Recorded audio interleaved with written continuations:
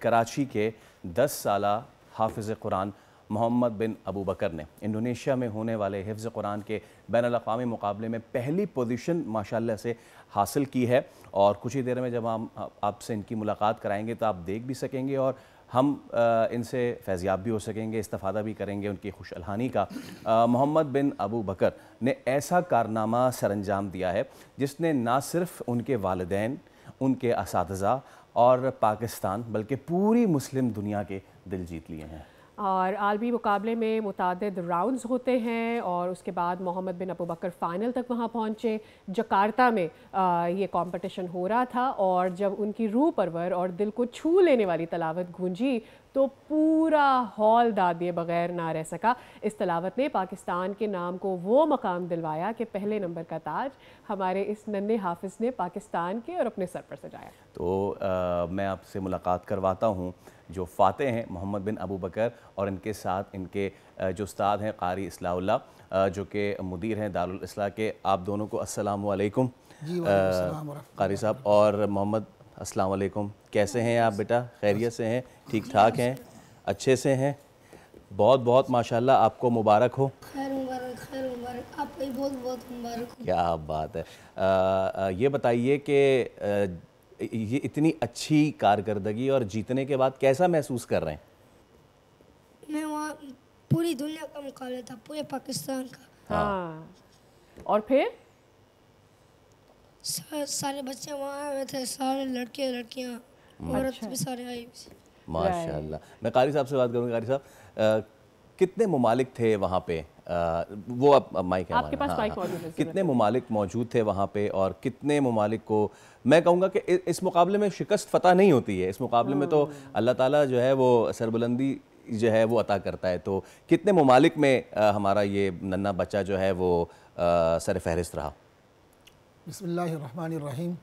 سب سے پہلے تو میں اللہ رب العزت کا شکر ادا کرتا ہوں کہ اللہ رب العزت نے ہمیں اس اعزاز سے نوازا ہے۔ بے شک۔ اور یہ چونکہ میں 2004 سے اس سے منسلک ہوں کمپٹیشن سے، 2004 میں جو پورے پاکستان میں مقابلہ، اس میں پہلی پوزیشن جو میرا بیٹا تھا، میرا شاگرد تھا، 9 سال کا تھا، ابھی الحمدللہ وہ عالم ہے، ان کی پوزیشنیں تھی۔ تو پاکستان کے سطح پہ ہماری کافی پوزیشنیں ہیں، لیکن یہ فرسٹ ٹائم تھا۔ انٹرنیشنل سطح پہ بھی ہیں، لیکن وہ ہمیں اطلاع ملتی تھی چونکہ اب دور تیز ہو گیا ہے، تو اس کا جو کمپٹیشن تھا وہ ہم فی البدی اس کے سوالات ہم سن رہے تھے۔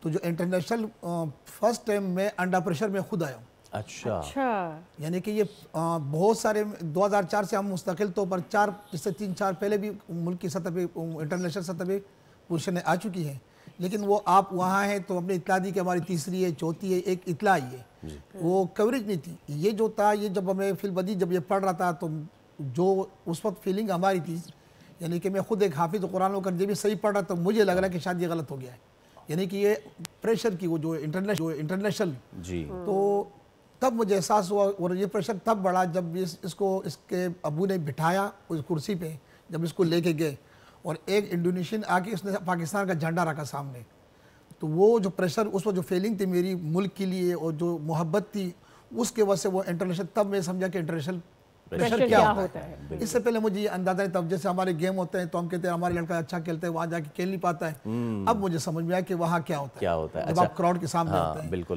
تو سب سے پہلے میں اللہ رب العزت کا شکر ادا کرتا ہوں، اس چھوٹے بچے نے، اللہ تعالیٰ نے وہاں اس کو سرخروب کیا، اور وہاں پاکستان کا نام، یعنی کہ بہت، یعنی کہ وہاں پاکستان کے نام سے جو ہے اس کو پکارا گیا، جو اس سے بڑا نعمت ہمارے لیے اور کوئی نہیں سکتا ہے۔ اچھا محمد، مجھے ذرا اب تھوڑا سا اگر آپ کچھ تلاوت کر کے سنا سکتے ہیں ہمیں؟ تو ماشاءاللہ اس کے جو نا یہ چونکہ ابھی اس کو ہم دوسرے جو تعلیم ان کے وہ بھی سکھا رہے ہیں، کوشش ابھی چونکہ اس کے الگ لوگ ہوتے ہیں، لیکن اس کو اس وقت الحمدللہ 5 لہجے یعنی کہ ان کو الحمدللہ اس نے سیکھے۔ اچھا۔ اور آپ کو یہ عجیب سا لگے گا کہ یہ جو مدرسہ ہے یہ 120 گز پر محیط ہے، چھوٹا جگہ، تو یہ 5 لہجوں میں تھوڑا تھوڑا سا کر کے آپ، یعنی جس سے مختلف قاری ہوتے ہیں تو یہ ان کے اوپر الحمدللہ ان کو عبور ہے۔ تو آپ پہلے بات میں پڑھو بیٹا، تھوڑا تلاوت کر لو۔ اعوذ باللہ من الشیطان الرجیم، بسم اللہ الرحمن الرحیم،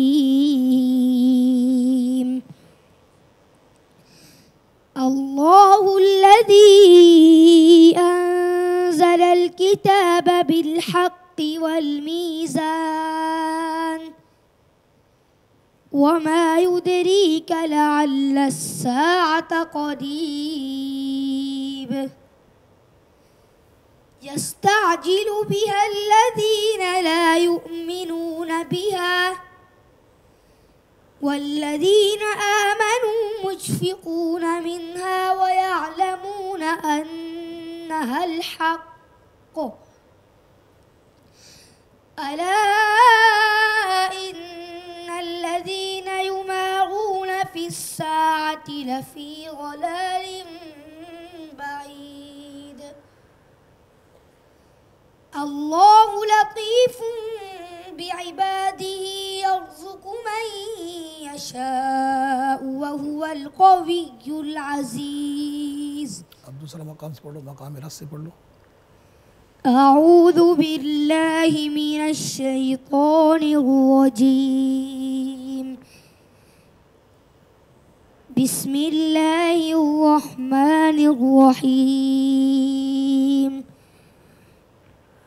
ومن آياته الجوار في البحر كالأعلام إن يشأ يسكن الريح فيظللن رواكد على ظهره إن في ذلك لآيات لكل صبار شكور أو يوبقهن بما كسبوا ويعفو عن كثير ويعلم الذين يجادلون في آياتنا ما لهم من محيص. مقام حجاز پڑھ لو. جی روکا. أعوذ بالله من الشيطان الرجيم بسم الله الرحمن الرحيم ومن يضلل الله فما له من ولي من بعده وترى الظالمين لما رأوا العذاب يقولون هل إلى مرد من سبيل وتراهم يعرضون عليها خاشعين من الذل ينظرون من طرف خفي وقال الذين آمنوا إن الخاسرين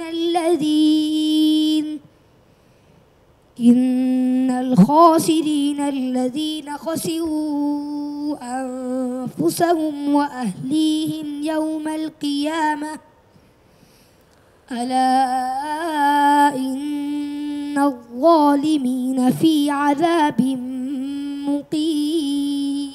جزاک اللہ جزاک اللہ ماشاء اللہ ماشاء اللہ. اچھا میں دیکھنے والے بھی اب دیکھ رہے ہوں گے کہ محمد بن ابو بکر جو ہے اللہ تعالیٰ نے اس کو خصوصی صلاحیت جو ہے وہ عطا کی ہے.